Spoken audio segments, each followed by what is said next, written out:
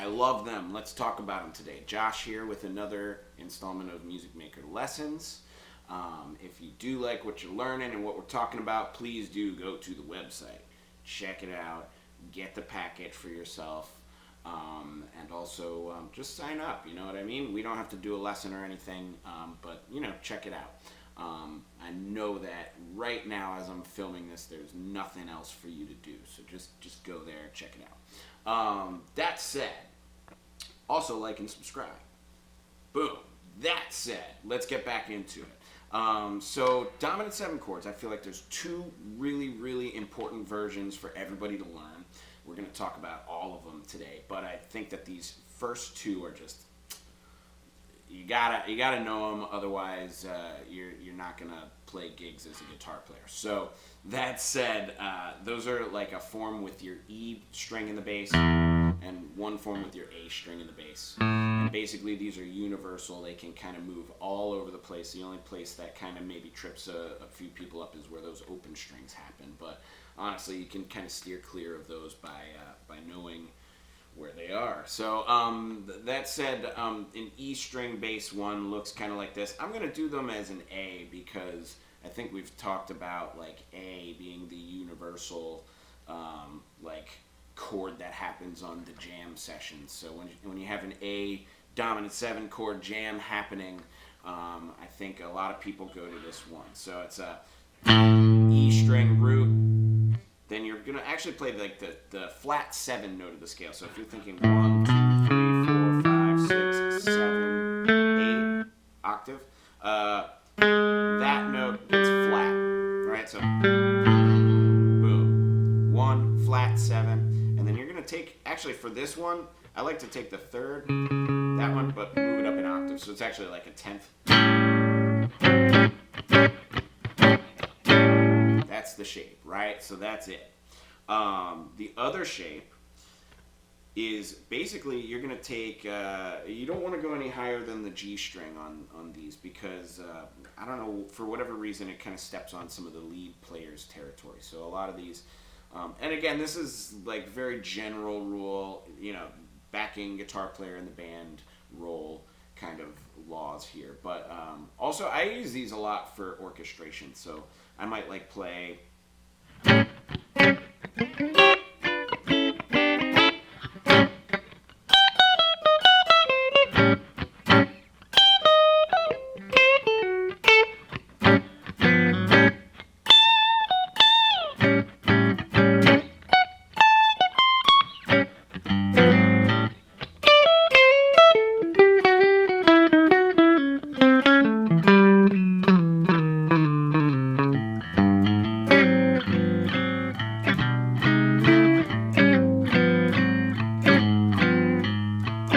So I might kind of orchestrate something a little bit more so that there's like low notes in certain parts and high notes in other parts. But other than that, yeah, that's kind of more what I'm talking about though. Is like you have like the roll.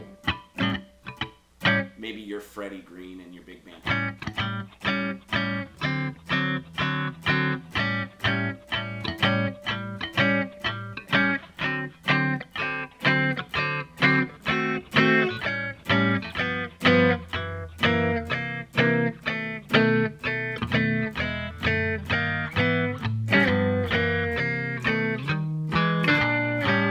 So it's that root 7th, 3rd up an octave. Here, so that I don't have to go up the octave. Now that's also in my packet. That's definitely an A7 still. But I like this one for the purposes of what we're doing today here. So it's root 3rd, flat 7. And if you're interested, that version also translates down here. I just think it sounds pretty muddy. It's like maybe gonna step on your bass player a little bit to have all of those low notes, and to have these 2 low notes especially.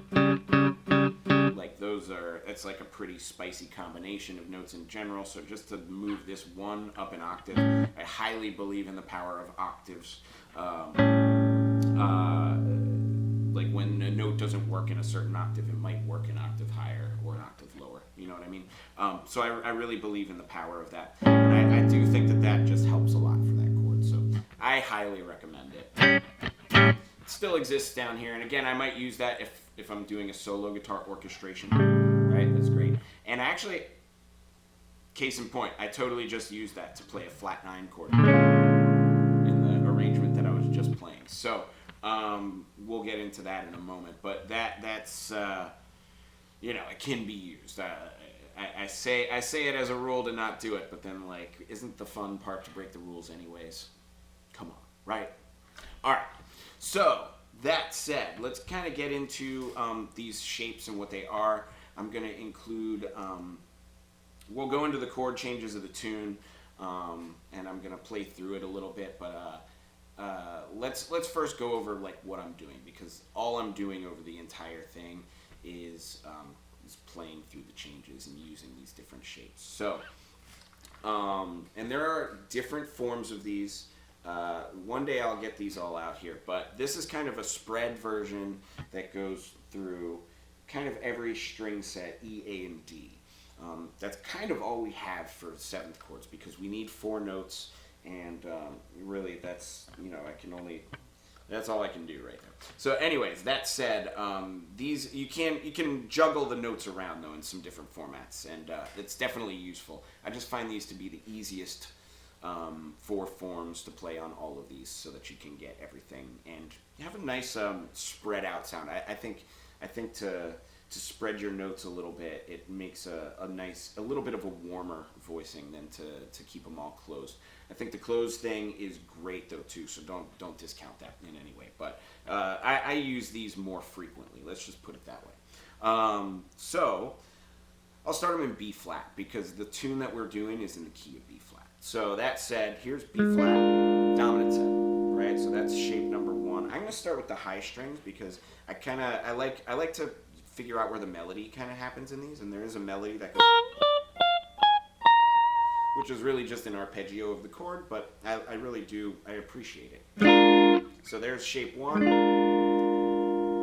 7th, 3rd, 5th, root, shape 2. And I'm using the first string kind of as where I'm grounding most of these. I don't know why I've done that, but I've done that. Anyways, that's it. There's number 1. There's your 3rd. And I'm playing this as, so that's root, 5th, 7th, 3rd. Then I have 5th on the top. So 3rd, 7th, root, 5th. And then last shape before it starts to repeat forms. That's 5, root, 3rd, 7. And then that does repeat.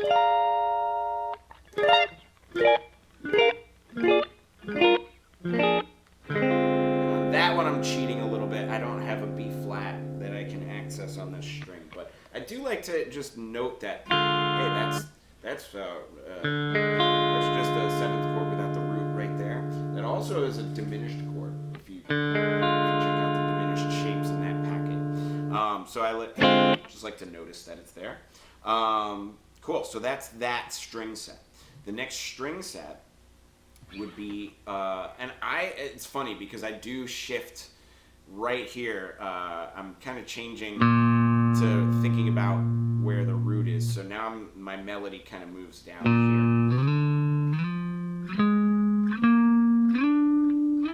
I don't know if I can actually play that one there. We'll see if I can. We'll see if I can make it work today. But that, so I have these laid out kind of actually in 2 ways. You can spread them with your 5th going right on the bottom, kind of like a piano player would do, like root 5, 7 with their left hand and then play the other note on the top. Like that. Or you can spread the 5th to the top. So really you're just playing root and 7th, kind of like we were doing in that in this chord. Where we leave out the 5. And the reason we can do that actually is really cool. The reason we can leave out the 5th is because when you hear this, I'm actually kind of hearing, I hear that note. It's like an overtone. So it's implied when I play that chord. We could hear the 5th even when we don't play the 5th, which is kind of a magical, great thing. Anyways, that's it. Back to the topic, but that's the shape or that's the shape. And I have this outlined in the packet as parentheses, so you can either play one or the other. And a lot of the times the parenthesis note is the fifth, so a lot of the time you can even leave that note out. And that's fine. That's a great dominant 7 chord right there. So that's your first one. Second one. Right? And let's point out what notes we're playing. So this first one, root, 5th, 7th, 3rd. Or if you're playing the other version, root, 7th, 3rd, 5th. Right? Here we have root, 3rd, root, 5th, 7th. Or you can also play this one, 3rd, 7th, root, 5th. Yeah? Then we have the 5th in the bottom. And again, there's 2 ways to do this. The way that I gravitate to is this one, because I like to spread it a little more. It's 5th, 3rd, root, 7th, root. You can put the root down here too, though. So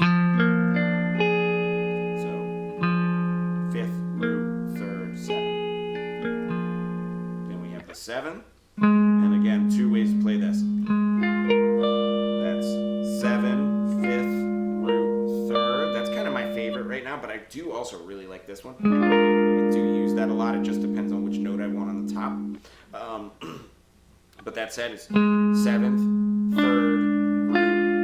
5th root. I keep calling my 5ths root. But 3rd, 7th, 5th root. Or 7th, 5th, root, 3rd. Right? And then it repeats. Right? So if you know all of those, you're in pretty good shape. And then we have one more where, again, the root.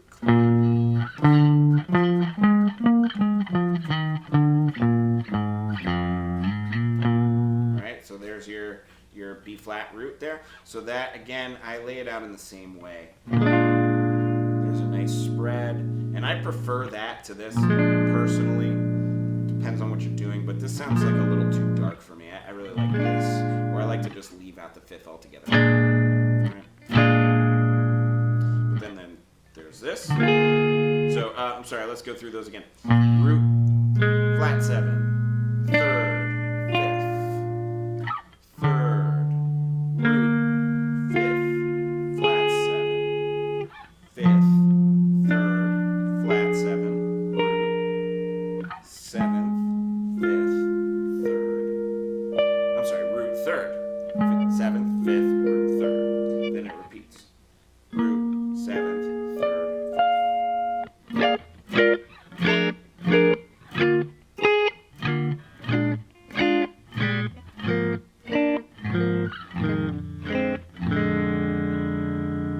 Again, I'm cheating. I have a C in there that's a 9,